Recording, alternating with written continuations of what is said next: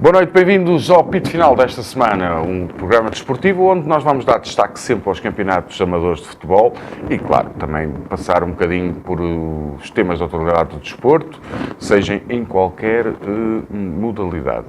Essa é a nossa missão aqui na Fórum TV, todas as terças-feiras, e para isso contamos com Jorge Pinto.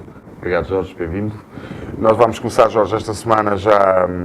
No futuro vamos ter mais campeonatos, mas para já vamos ver o campeonato do futebol, do futebol amador, onde tu és presidente, e vamos começar pelos resultados. Antes disso, a semana foi boa?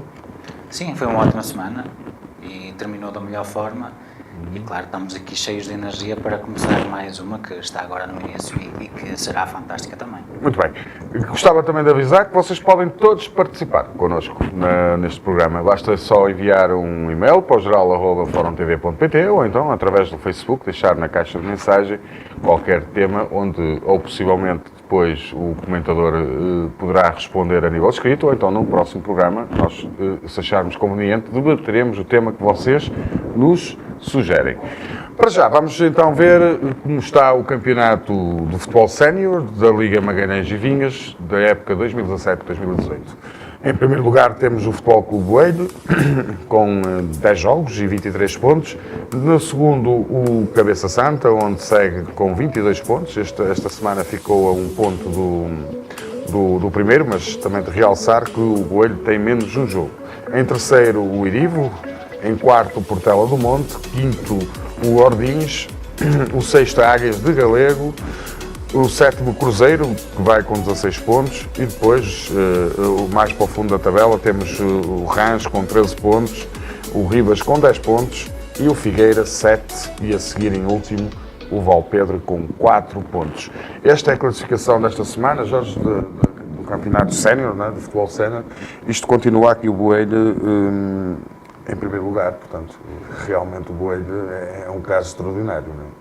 Sim, continua a ser líder, continua a liderar, neste momento não com uma diferença tão grande quanto há algum tempo atrás. Também é dizer que de facto existe um jogo em atraso e isso também faz alguma diferença, mas continua a liderar e a dar cartas naquilo que é a competição em Penafiel. Apesar que esta semana aí o Cabeça Santa, lá está, obviamente com menos um jogo, mas o Cabeça Santa vai ali muito encostado, porque mesmo que o Boelho recupere o jogo, 25 pontos, o Cabeça Santa 22, 3 pontos, é uma surpresa o Cabeça Santa este ano.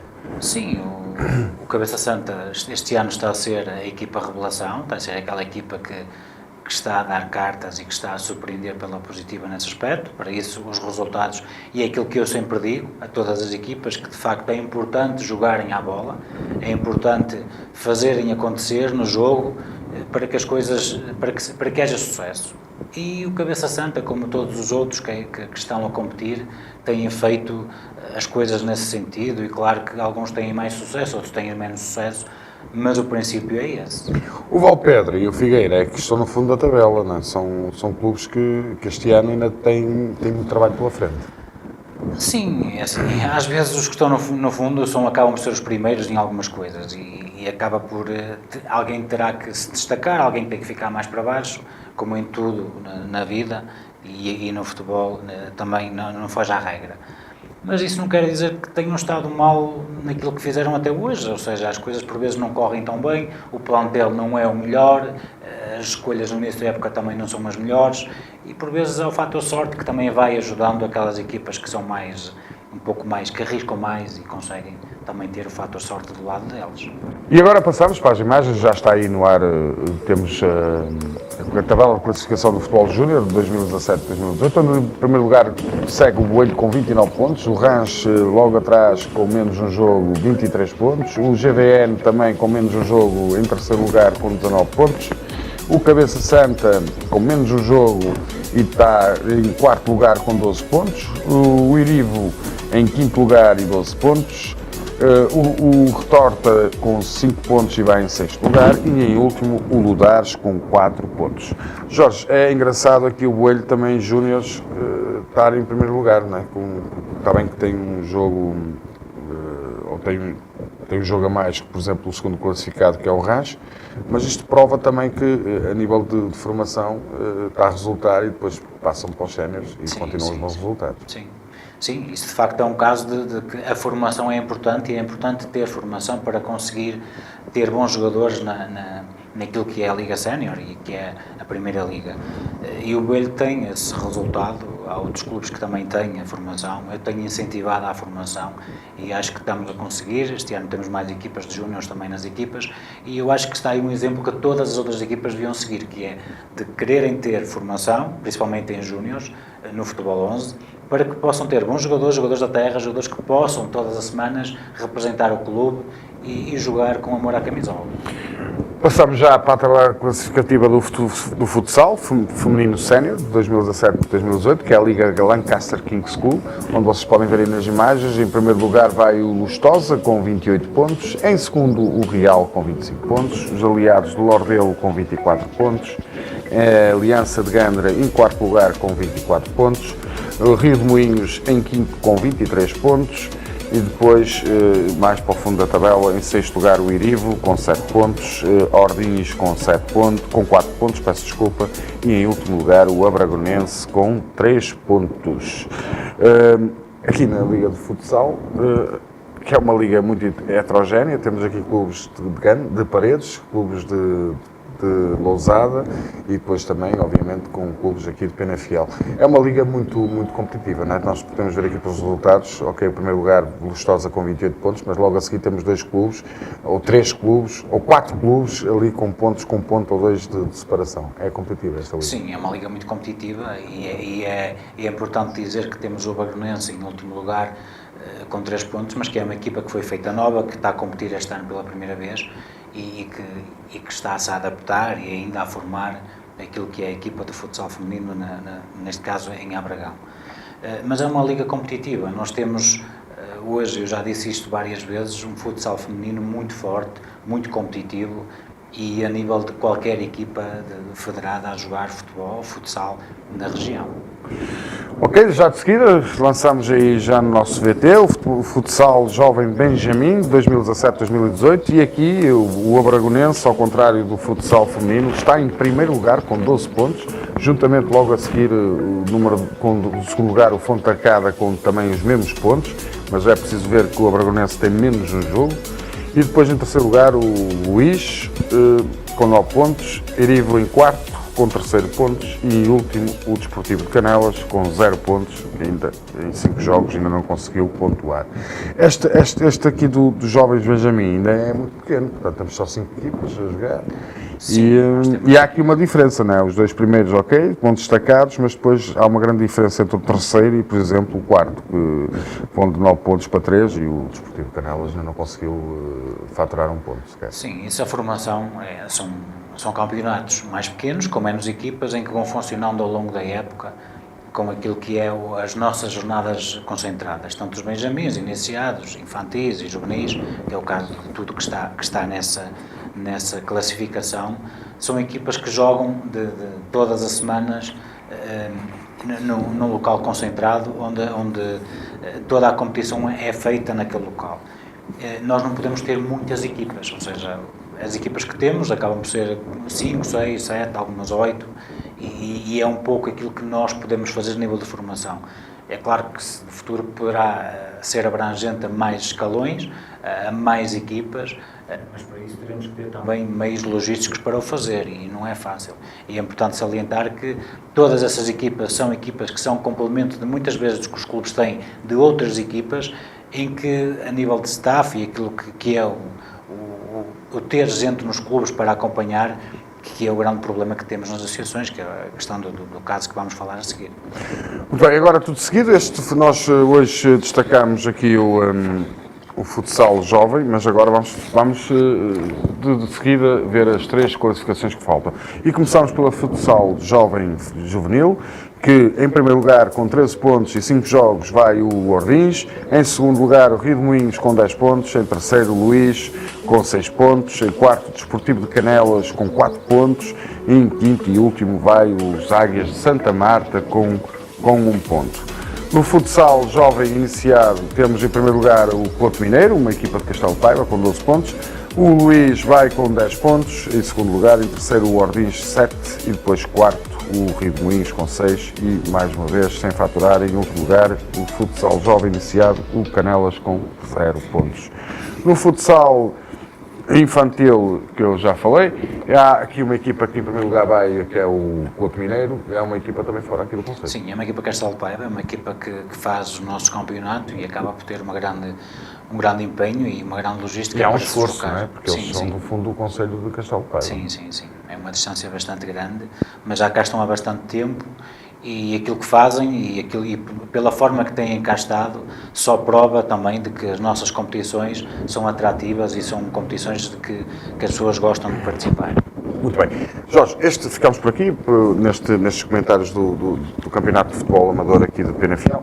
E agora vamos passar então para o segundo tema, que é o dirigente desportivo.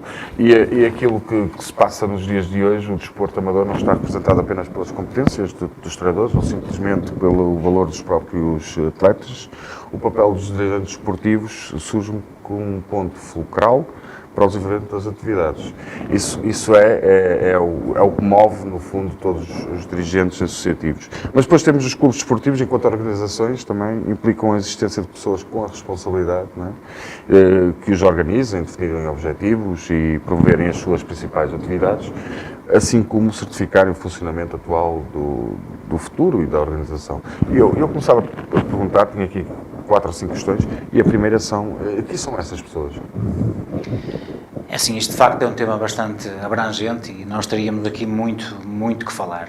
Teremos que resumir, porque o tempo não chega para isso, e teremos que resumir isto muito facilmente. Eu queria, acho que é importante dizermos de que o associativismo em Portugal surgiu há mais de 140 anos atrás, e é desde já abrangido, desde da pré-história, com movimentos de aglomerado de pessoas que fazem com que o fazer desporto de uma forma organizada seja possível.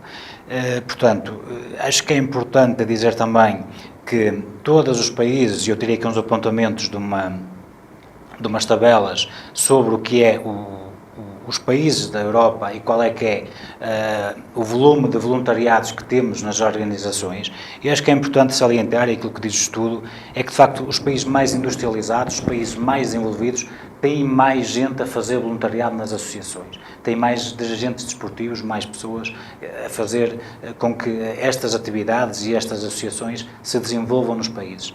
Isto se calhar dá um bocado para pensar que é importante nós pensar nisso, e temos aqui Portugal também, aqui com 12 milhões, com 828 mil voluntários nas instituições, que é muito bom, ou seja, a nível de tabela, Portugal é um dos países que tem, a nível proporcional, mais voluntariados a trabalhar nas instituições. Isto acho que é importante de nós saber ver, porque... Jorge, mas o que é que motiva esses 12 milhões a ser voluntários? O que é que os motiva? É o gosto pelo desporto? É o gosto pelo voluntariado? É o gosto por ajudar o próximo? Qual é o principal motivo? Eu acho que é o gosto por ajudar o próximo, é o gosto pelo voluntariado, porque nós estamos a falar aqui de pessoas em que todas as semanas, muitas vezes, ficam, ou seja, deixam ficar quer a família, quer o trabalho, quer algumas responsabilidades que têm, para ir fazer o seu dever na associação.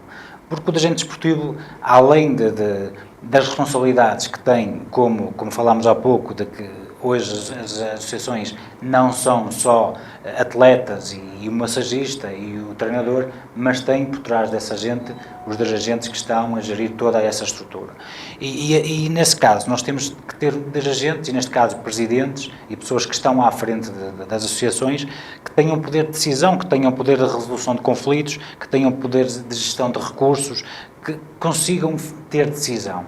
E isso é fundamental. Essa gente que está todas as semanas nas instituições, porque elas têm que funcionar, é importante nós ver que muitas vezes ficam para trás outras questões, outras situações que são também prioridades para eles, e eu falo por mim próprio. Muitas vezes há situações a nível de futebol de que a estrutura há alguma falha, a estrutura tem alguma ruptura e claro que quem está à frente, quem tem a responsabilidade da organização, tem que dar a cara e tem que ir um pouco tapar, às vezes, o furo daquilo que aconteceu. E ser dirigente desportivo é um bocado isso, é largar tudo aquilo que está à nossa volta e dar a cara, assumir a responsabilidade e fazer cumprir aquilo com que nos assumimos. E esta gente, acho que aquilo que nos motiva a nós, enquanto dirigentes, é um pouco o compromisso que assumimos, o viver as coisas de uma forma responsável e levar para a frente aquilo que é o nosso objetivo ali na instituição. Muito bem.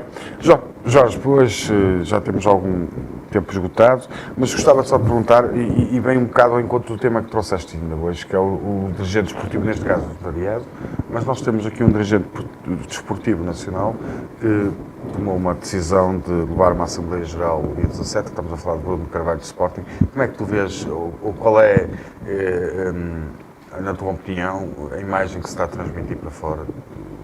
E o que é que vai na cabeça de Bruno Carvalho para fazer isto? É assim, eu não sei o que é que vai na cabeça de Bruno Carvalho. Eu queria pôr aqui uma questão que é, numa sociedade global e contemporânea que hoje temos, cada vez mais o desporto está a ser comercializado pela indústria do espetáculo. Eu vejo um pouco isto como um espetáculo.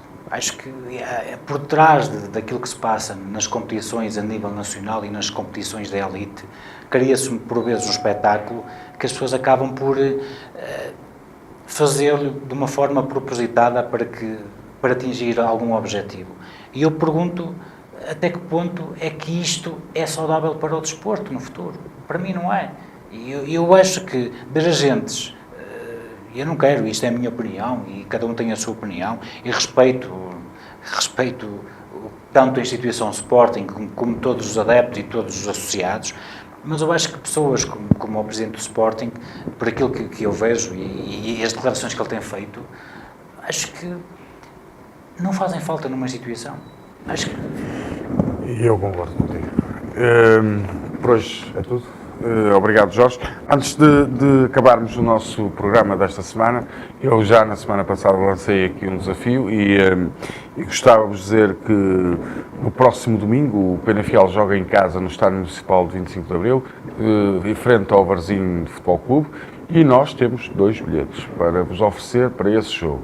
É muito simples, basta só subscrever o canal Fórum TV no YouTube, é só ir à plataforma YouTube, colocar Fórum TV e ver o nosso canal e depois clicar na subscrição e enviar-nos para nós o screen a dizer que conseguiram arranjar mais de 10 subscritores. Quem conseguir isso tem direito a 2 bilhetes para o jogo Varzim, ou melhor, Futebol Clube Penafiel Varzim, Futebol Clube, no próximo domingo às 15 horas no Estádio Municipal 25 de Abril, aqui em Penafiel.